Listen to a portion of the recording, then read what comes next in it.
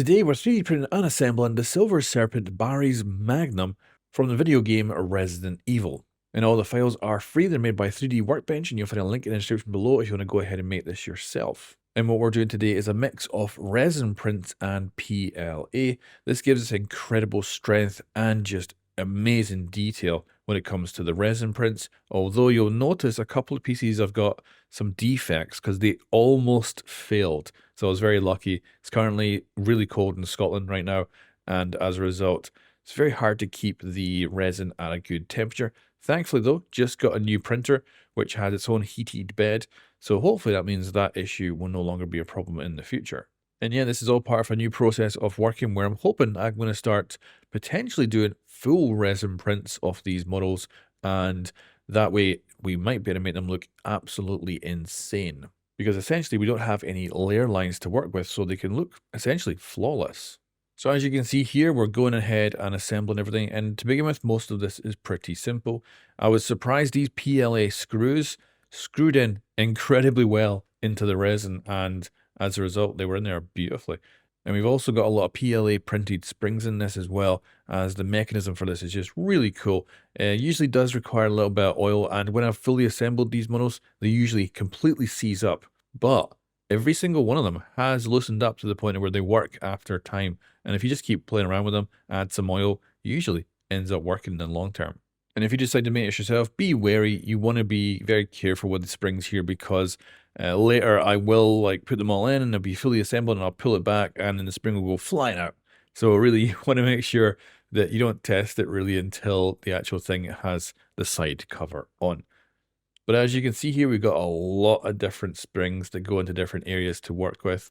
And you can also see the choices I went with were what I was going to print in PLA and what I wasn't. I'm thankfully getting some red resin and some green resin, so we can probably play around with doing these parts actually in resin as well in the future. Although the springs, I'll always keep them PLA because the original designer has calibrated them for that material. You might also ask, why do I actually print these in bright colors like this? Well, unfortunately, YouTube ends up thinking they're real and gives me a demonetization. And it's a real pity right now. They're really strict on it, even though clearly, if you know anything, this ain't real. This is just a toy. And it's a really, really cool toy. And the design work that's gone into this by the original designer is just freaking awesome. So I love to be able to show this off, because this is free stuff being given out that is just sensational. And it's really cool to mess around with and have some fun with. And these are things I plan on putting on wall display someday in the future if I get a bigger place, because I think it's just a nice thing to have. So it's not just about making something that's disposable as well. This is something that's always going to be on display somewhere. And yeah, if you do enjoy this, give me a subscribe and a like. I would love that. But anyway, let's go back to the actual model itself. As you can see, we are starting to really put this together.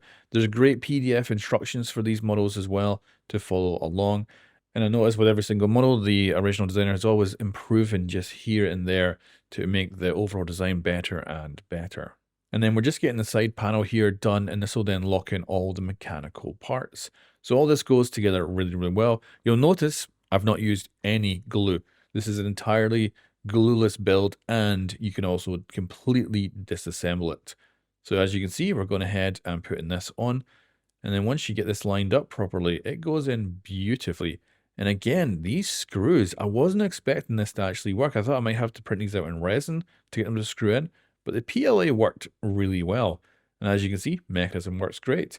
And then we have one little bit that gets locked in here, and this will lock in our main body, we'll call it, kind of the central core of this entire thing. And it is really good. And like I say, you can take this apart, although it definitely wouldn't be easy in a few places. But the fact you need no glue is so cool.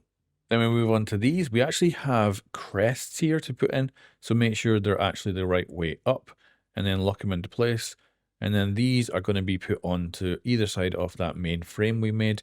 And then, of course, we've also got another piece at the back that's going to slot it all together.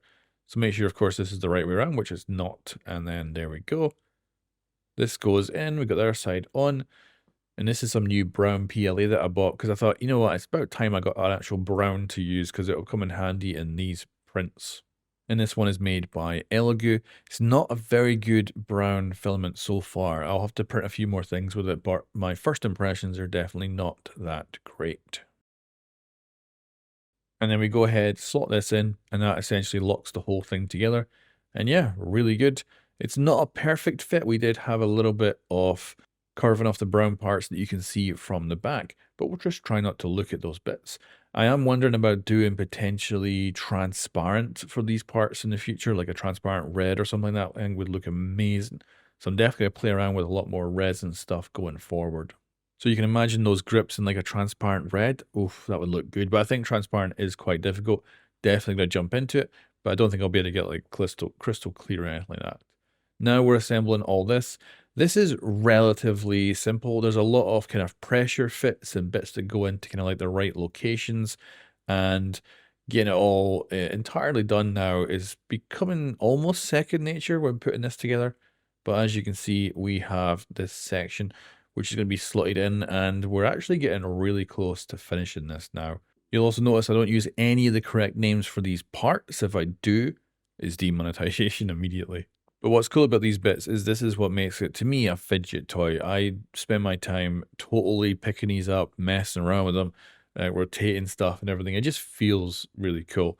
And of course, the fact that we're printing this all off and it's going together this well is cool.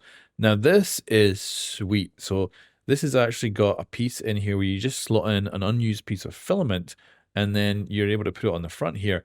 And then you can look down and actually see the filament. I think it's a really cool idea. Very smart and looks brilliant. This then slots into this, and this is cool. So you'll notice that the red is a little bit proud at the front. That is by design. So we slot it in like this, and then we push this back, and it actually gets that little nubbin in there so that it now can no longer move back out. So it's really well done. And again, you can disassemble it because there's no glue. So yeah, really cool. And that is us completed this, and I think it looks sensational.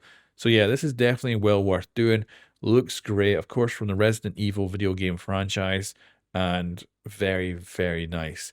Great design by the original designer, and this is just the beginning, I think, of doing a resin PLA combo when it comes to these kind of designs.